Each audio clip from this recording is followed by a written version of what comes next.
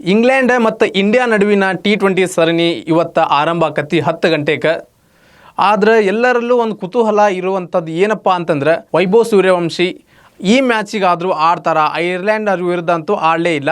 ಬದಲಾಗಿ ಈ ಬರುವಂಥ ಇವತ್ತು ಆಡುವಂತಹ ಇಂಗ್ಲೆಂಡ್ ಸರಣಿ ಒಳಗಾದರೂ ವೈಭವ್ ಸೂರ್ಯವಂಶಿನ ಆಡಿಸ್ತಾರಾ, ಮ್ಯಾನೇಜ್ಮೆಂಟ್ ಏನು ನಿರ್ಧಾರ ತಗೊಳ್ಳುತ್ತೆ ಅಂತೇಳಿ ಎಲ್ಲರೂ ಕುತೂಹಲದಿಂದ ಕಾಯ್ತಾ ಇದ್ದಾರೆ. ನಾವು ಮೊದಲನೇದಾಗಿ ಐರ್ಲೆಂಡ್ ಸೀರೀಸ್ ಬಗ್ಗೆ ಒಂದಷ್ಟು ನೋಡ್ಕೊಂಬಂದ್ಬಿಡೋಣ. ಐರ್ಲೆಂಡ್ ಸೀರೀಸ್ ವಿರುದ್ಧ 0 ಮತ್ತು 2 ಅಂತರ, ಅಂದರೆ 2-2 ಸಹಿತ ನಾವು ಏನು ವೈಟ್ ವಾಶ್ ಅಂತೀವಲ್ಲ ಆ ರೀತಿಯಾಗಿ ಭಾರತ ಐರ್ಲೆಂಡ್ ವಿರುದ್ಧ ಸೋತು. ಅದರ ಒಂದು T20 ವರ್ಲ್ಡ್ ಕಪ್ನ ಗೆದ್ದಂತಹ ತಂಡ ಒಂದು ಈಗ ತಾನೇ ಬೆಳೆಯುತ್ತಿರುವಂಥ ಒಂದು ಕ್ರಿಕೆಟ್ ದೇಶದ ವಿರುದ್ಧವಾಗಿ ಸೋತಿದೆ ಅಂತಂದ್ರೆ ಇಲ್ಲಿ ಒಂದಷ್ಟು ಎಲ್ಲರಿಗೂ ಆಶ್ಚರ್ಯ ಮೂಡಿಸೋದು ಸಾಮಾನ್ಯ. ಆದರೆ ಇನ್ನೊಂದಷ್ಟು ಜನ ರಜತ್ ಪಟ್ಟಿದಾರನ ತೊಗೋಬೇಕಿತ್ತು, ಭುವನೇಶ್ವರ್ ಕುಮಾರನ್ ತೊಗೋಬೇಕಿತ್ತು, ಕೃಣಾಲ್ ಪಾಂಡ್ಯನ್ ತೊಗೋಬೇಕಿತ್ತು ಅಂತೇಳಿ ಹೇಳ್ತಾರೆ. ನಾನು ಅದನ್ನು ಒಪ್ತೀನಿ. ನಾನು ಒಬ್ಬ RCB ಅಭಿಮಾನಿಯಾಗಿ ನಾವು ಒಪ್ತೀವಿ ಅದನ್ನು. ಆದರೆ ನಾವು ಈಗಾಗಲೇ ಇರುವಂಥ ತಂಡದಲ್ಲಿ ನೋಡೋದಾದ್ರೆ ಅಲ್ಲಿ ಇರುವಂತಹ ಪ್ರತಿಶತ 90% ಆಟಗಾರ ಏನಿದಾರಲ್ಲ ಹೆಚ್ಚಿನವರು ಫಾರ್ಮಲ್ಲಿ ಇರೋರು. ಆದರೆ ಅಷ್ಟೇ ಅಲ್ಲದೆ ಈ ಬಾರಿ ನಡೆದಂಥ ಒಂದು IPLನಲ್ಲಿ ಬಹಳ ಉತ್ತಮವಾದಂಥ ಫಾರ್ಮ್ನ ಅವರು ಪ್ರದರ್ಶನ ಮಾಡಿದಂಥ ಹೆಚ್ಚಿನ ಆಟಗಾರರೇ ಇದ್ದಾರೆ. ಹಾಗಂತೇಳಿ ಈ RCBಯ ರಜತ್ ಪಟ್ಟಿದಾರ್ ಆಗಲಿ, ಕೃಣಾಲ್ ಪಾಂಡ್ಯ ಆಗಲಿ ಮತ್ತು ಭುವನೇಶ್ವರ್ ಕುಮಾರ್ ಅವ್ರನ್ನ ಆಗಲಿ ತಗೊಳ್ಳಿದ್ದೆ ಒಳ್ಳೇದಾಯ್ತು ಅಂತ ಹೇಳ್ತಾ ಇಲ್ಲ. ಬದಲಾಗಿ ಈಗ ಅವರು ಆಯ್ಕೆ ಮಾಡಿಕೊಂಡಂಥ ಕೆಲವೊಂದಷ್ಟು ಆಟಗಾರ ಏನಿದಾರಲ್ಲ ಅವರು ಸಹಿತ ಒಳ್ಳೆ ಫಾರ್ಮ್ನಲ್ಲಿ ಇದ್ದಂಥವ್ರು. ಇನ್ನು ಗೌತಮ್ ಗಂಭೀರು ಮತ್ತು RCB ಟೀಮು ಆ ಒಂದಷ್ಟು ಒಳಜಗಳ ಬಗ್ಗೆ ಯಾರು ಕೂಡ ಮಾತನಾಡೋದು ಬೇಡ, ಅದು ಸಂಬಂಧ ಇಲ್ಲದಿರೋ ವಿಷಯ. ಯಾಕಂದರೆ ಈಗ ಇಂಡಿಯಾ ಟೀಮಿಂದಂತೇಳಿ ಮಾತನಾಡುವಾಗ, ಭಾರತ ತಂಡದ ಬಗ್ಗೆ ಮಾತನಾಡುವಾಗ IPL ಲೆಕ್ಕಕ್ಕೆ ಬರೋದಿಲ್ಲ. ಬದಲಾಗಿ ಆ ಭಾರತ ತಂಡದಲ್ಲಿ ಯಾರೆಲ್ಲ ಆಡ್ತಾರೆ, ಏನೆಲ್ಲ ಪ್ರದರ್ಶನ ನೀಡ್ತಾರೆ ಅನ್ನೋದು ಇಂಪಾರ್ಟೆಂಟ್ ಆಗ್ತೈತಿ. ಯಾಕಂದರೆ ನಾವು ಅಭಿಷೇಕ್ ಶರ್ಮಾ ಮತ್ತು ಸಂಜು ಸ್ಯಾಮ್ಸನ್ನ ನೋಡಿದರೆ ಈ ಹಿಂದೆ ಅವರು T20 ವರ್ಲ್ಡ್ ಕಪ್ಪಲ್ಲಿ ಆಡಿ ಅವರು ಉತ್ತಮ ಪ್ರದರ್ಶನ ನೀಡಿದಂಥ ಆಟಗಾರಿಯಾಗಿದ್ದಾರೆ. ಆದರೆ ಐರ್ಲೆಂಡ್ ಪಿಚ್ಚಿನಲ್ಲಿ ಸ್ವಲ್ಪ ಹೊಂದ್ಕೊಳ್ಳೋದು ಕಷ್ಟ ಆಯ್ತು ಅನಿಸುತ್ತೆ. ಮತ್ತೊಂದಷ್ಟು ಅವರು ತಮ್ಮಲ್ಲಿನ ಆತ್ಮವಿಶ್ವಾಸವನ್ನು ಹೆಚ್ಚಿಸ್ಕೊಳ್ಬೇಕಾಗಿತ್ತು ಅಂತೇಳಿ ನನಗನ್ಸುತ್ತೆ. ಯಾಕಂದರೆ ಆಟಗಾರರಲ್ಲಿ ಆತ್ಮವಿಶ್ವಾಸ ಬಹಳ ಅಂದರೆ ಬಹಳ ಮುಖ್ಯ. ಇದನ್ನು ನಾನಷ್ಟೇ ಅಲ್ಲ, ಈ ಹಿಂದೆ ಒಂದು ಸಂದರ್ಶನದಲ್ಲಿ ವಿರಾಟ್ ಕೊಹ್ಲಿ ಅವ್ರ ಜೊತೆಗೆ ಥರ ನಾನು ಒಂದಷ್ಟು ಆಟದಲ್ಲಿ ಅಥವಾ ನನ್ನ ಒಂದಷ್ಟು ಮ್ಯಾಚ್ಗಳಲ್ಲಿ ನಾನು ಆತ್ಮವಿಶ್ವಾಸನ ಕಳೆದುಕೊಂಡಿದ್ದೆ. ಆವಾಗ ಭಾರತ ತಂಡದ ಹೆಡ್ ಕೋಚ್ ಆದಂತಹ ರಾಹುಲ್ ದ್ರಾವಿಡ್ ಅವರು ಮತ್ತು ಆ ದಿನದ ಒಂದು ಫೀಲ್ಡಿಂಗ್ ಕೋಚ್ ಅವರು ಒಂದಷ್ಟು ಜನ ನನಗೆ ಹುರಿದುಂಬಿಸಿ ನೀ ಯಾವುದಕ್ಕೂ ತಲೆಕೆಡಿಸಬೇಡ, ಆಡು ಅಂಥೇಳಿ ನನಗೆ ಮುನ್ನುಗ್ಗಿಸ್ತಾರೆ ಅಂತೇಳಿ ಅವರೇ ಹೇಳ್ತಾರೆ. ನಾವು ಅದರ ಫಲಿತಾಂಶವನ್ನು ಚಾಂಪಿಯನ್ಸ್ ಟ್ರೋಫಿಯಲ್ಲಿ ನೋಡ್ತೀವಿ, ಏನೆಲ್ಲ ಆಯಿತು ಹೆಂಗಂತೇಳಿ.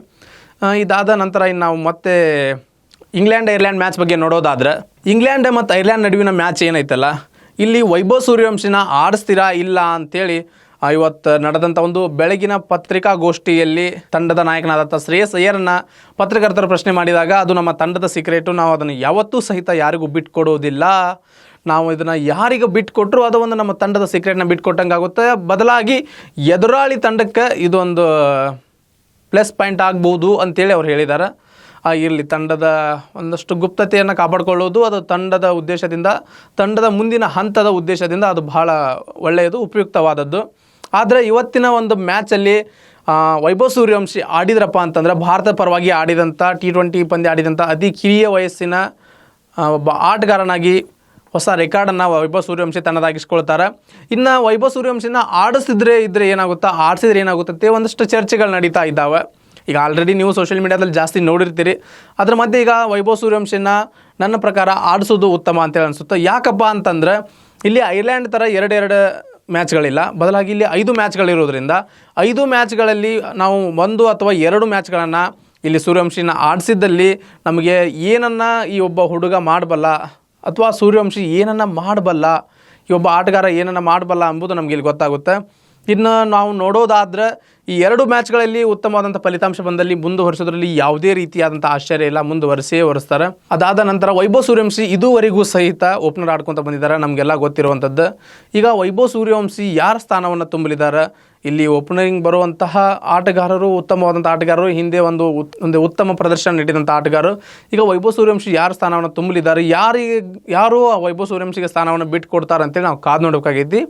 ಇನ್ನು ಆ ಸ್ಥಾನದ ಬದಲಾಗಿ ಯಾರು ಬಿಟ್ಕೊಡ್ತಾರೆ, ಯಾರು ಬರ್ತಾರೆ ಅನ್ನೋದನ್ನು ನಾನು ಬಿಟ್ಕೊಡ್ತೀನಿ ಬಾ ಅಂತೇಳಿ ಯಾರು ಚೇರ್ ಬಿಟ್ಕೊಡೋದಿಲ್ಲ. ಬದಲಾಗಿ ಅದು ಯಾರ ಕೈಯಲ್ಲೂ ಇರೋದಿಲ್ಲ, ಹೆಚ್ಚಾಗಿ ಅದು ತಂಡದ ಮ್ಯಾನೇಜ್ಮೆಂಟ್ ಕೈಯಲ್ಲಿರುತ್ತೆ. ಅಷ್ಟೇ ಅಲ್ಲದೆ ಇನ್ನು ವಿಶೇಷವಾಗಿ ಕ್ಯಾಪ್ಟನ್ ಮತ್ತು ಏನು ಕೋಚ್ ಇರ್ತಾರಲ್ಲ, ಹೆಡ್ ಕೋಚ್, ಅವ್ರ ಕೈಯಲ್ಲಿರುತ್ತೆ. ಇವರಿಬ್ಬರೂ ಸಹಿತ ಒಂದಷ್ಟು ಯೋಚನೆಗಳನ್ನು ಮಾಡಿ ಲೆಕ್ಕಾಚಾರಗಳಂತೂ ಇದ್ದೇ ಇರ್ತಾವೆ. ಪ್ರತಿ ಮ್ಯಾಚಿಗೂ ಸಹಿತ ತುಂಬ ಲೆಕ್ಕಾಚಾರಗಳಿರ್ತವೆ. ಯಾವ ಪಿಚ್ಚು ಹೆಂಗಿರುತ್ತೆ, ಯಾರು ಆಡಬೇಕು, ಇಲ್ಲಿ ಸ್ಪೀಡ್ ಬಾಲರ್ಗಳು ಆಡ್ಬೇಕಾ, ಸ್ಪಿನ್ನರ್ಗಳು ಆಡಬೇಕಾ, ಈ ರೀತಿಯಾದಂಥ ಹಲವಾರು ವಿಕೆಟ್ಗಳು ಹೆಂಗೆ ಏನಂತೇಳಿ ಲೆಕ್ಕಾಚಾರಗಳು ಇದ್ದಿರ್ತಾವೆ.